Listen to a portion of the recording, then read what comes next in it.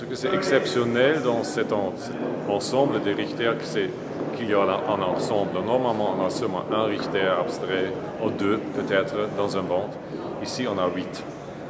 Et ça, c'est l'ensemble de cette œuvre, de cet artiste. Qui proviennent tous du même collectionneur européen? Même d'un appartement. D'accord. Ce n'est pas seulement une collection, c'est une collection qui était faite par un appartement, un endroit. Vous pensez que ça va être le clou de la vente? Il y a deux coups de la vente. Il y a la coupe de Richter, qu'on voit ici, et aussi les 4 finalement, peintures de Clyfford Still. Qui est un peintre moins connu en Europe, mais qui est également très important. Ouais. C'est très important, c'est très important aux États-Unis, même globalement. C'est un artiste qui est très rare sur le marché, on ne voit pas.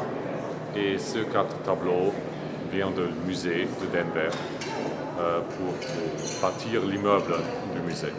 Vous pensez que le fait que Richter fête son 80e anniversaire, c'est ça, l'année prochaine, contribuera à donner du relief à cette vente? Absolument. Maintenant, les gens sont beaucoup plus conscients de la qualité de la peinture de Richter, aussi de son importance dans l'histoire de l'art. On peut dire que c'est le plus grand artiste contemporain allemand vivant aujourd'hui. Absolument. Un des plus grands peintres vivants aujourd'hui. Après Freud, qui est mort, et Cy Twombly, qui est mort, il a Jasper Johns, il a Bryce Magden. Un si grand artiste comme Richter, il n'a pas besoin d'un galeriste comme Larry Gagosian pour obtenir ses prix. Là, c'est fait, c'est déjà établi sur le marché, c'était toujours établi sur le marché, mais maintenant, les collectionneurs regardent un tableau de Richter comme un tableau abstrait de de Kooning. On peut acheter un de Kooning pour 15 millions de dollars et peut-être le tableau ici aussi va obtenir 15 millions de dollars.